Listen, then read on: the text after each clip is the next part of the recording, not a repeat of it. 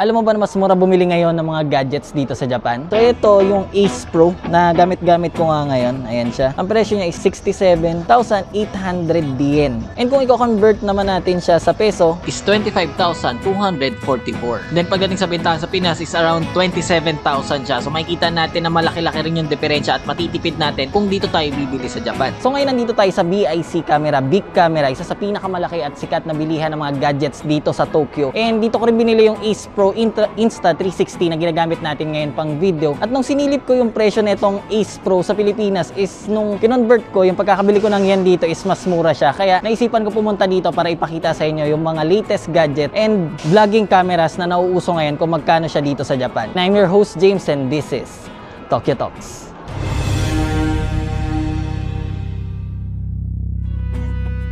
Sa bawat store ng Big Camera is madalas marami siyang floors and per floor is iba-ibang klase ng electronic gadget ang makikita mo. So dito sa floor na pinasukan natin is ayan, meron tayong makikita mga TV, may mga binibenta din dyan PS5, Nintendo Switch, then ibang floor naman para sa mga phones. So diretso na nga tayo sa mga camera. So may kita natin dito, may malaking monitor na nakaset yung camera dyan. Ako kita ng maayos sa camera ko pero napakalinaw ng kuha. Tsaka parang may filter na siya. Ito yata siya.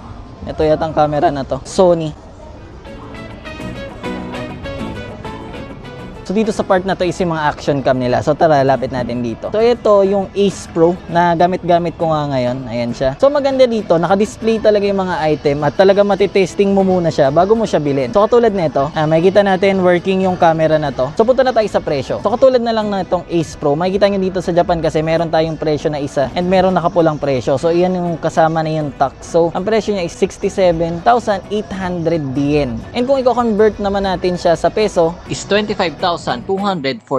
Then pagdating sa bentahan sa Pinas is around 27,000 siya. So makikita natin na malaki-laki rin yung diferensya at matitipid natin kung dito tayo bibili sa Japan. ito naman yung Ace lang, no? Ito naman yung presyo niya, 55,000 sarado. Ito naman yung X3 Insta360. So subukan natin siya i-power kung meron siyang charge. So wala yatang charge. Pero ayan, ang presyo naman nito is 55,000 yen plus tax is 60,500. So yun ang pinaka-presyo niya. And kapag sa peso naman is 22,526.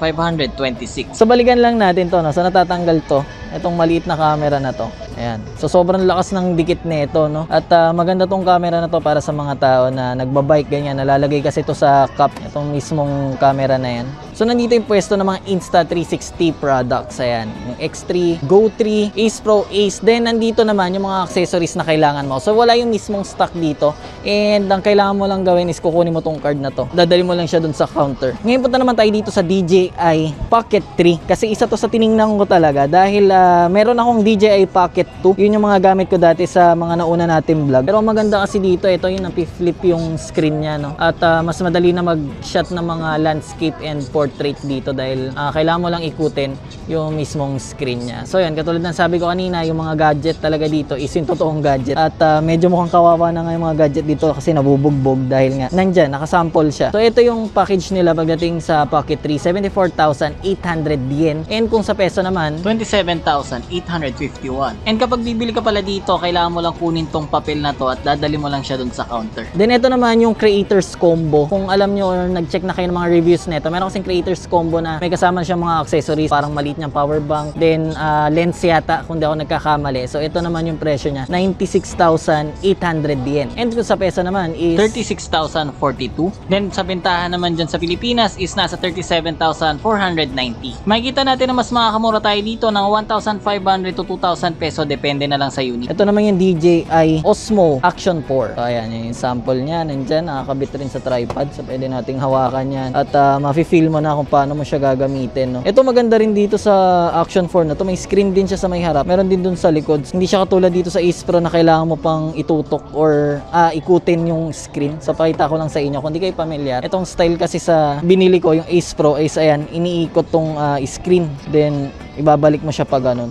So yun ang nilamang nun. Pero pagdating sa shot kasi medyo mas lamang talaga itong Ace Pro, kaya yun ang pinili ko. Pero maganda tong screen na nasa may harap, ayan, para hindi ka na nag-iikot-ikot ng screen mo. So off lang natin siya. Pagdating naman sa presyo nito is ayan, 44,000 yen. Ito naman iba, ito yung may kasama na rin mga accessories. Hindi ko kabisado kasi yung mga kasama nito. Pwede ka rin mag-check ng mga magazine dito sa baba para sa ibang mga info. So ayan, yung mga kasamang accessory nun. Ito naman yung Osmo Action 3 ng DJI din, no? Ito yung mas naunang version kasi 4 yung tiningnan natin doon kanina. And mas maliit siya kaso parang lobat ata to. So sobrang solid rin naman ang mga action cam ng DJI syempre. Subukan naman yung Pocket 2, okay siya. Pero hindi action cam yun dahil ingatan ng paggamit nun. So dito naman sa kabilang side, makita natin meron mga tripod, LED light, mga microphones. So ang sikat dito is yung DJI. Ito yung isa sa plano ko bilhin. Itong DJI mic. Alam ko ito yung naunang version kasi hindi pa transparent yung parang cover niya. So presyo niya is 37,400 yen. Ito yung pinaka-latest. Kung di ako nagkakamali, ayan yung parang transparent na yung mismo microphone, yung cover niya. So 52,800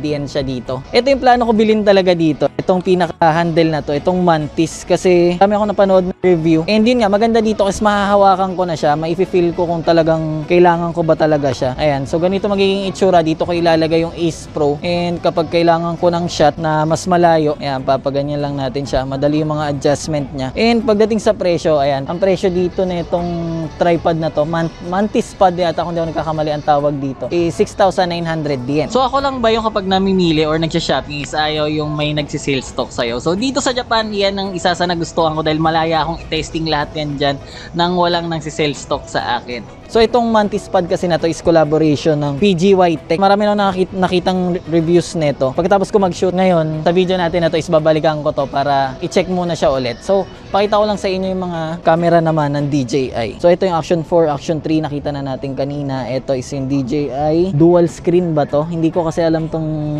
camera na to. Basta ang presyo niya is 37,400.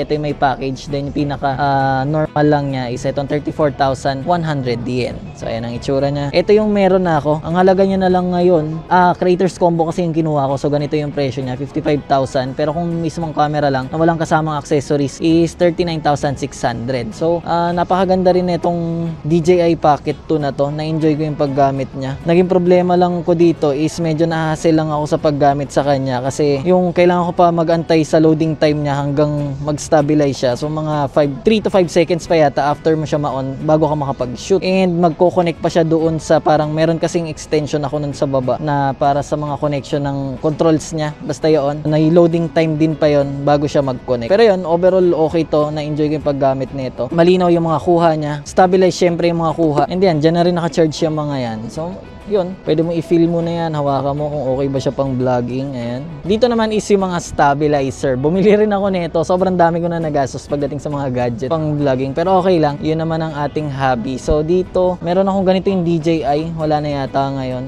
So ito yung mga presyo, no? Hindi ko nakilala kasi yung mga unit mismo na to. Pero ayan, meron dito 19,470. Ito is yung para sa malalaking camera talaga, no? Ayan ang presyo niya, 51,480. DJI RS 3 mini. So madalas yung pinapakita ko lang sa inyo yung alam ko lang rin talaga na camera. No? Ito yung isa rin sa mga magandang pang vlogging ng Sony. And kung di ako nagkakamali, ito yung naka-insert dun sa may screen kanina pagpasok natin dito. So ang presyo naman niya is 83,600. So ayan, no, nakalagay talaga dito Vlogcam ZV-E10. Yun yung unit natin mismo. So maganda rin yan pang vlog. Kaso kasi kaya hindi yan ang binili ko, medyo mabigat siya. Then ito yung accessory na binibili sa kanya para dagdag controls din. Yan yung pinaka mini tripod mo. So ito naman yung presyo niya, 13,650.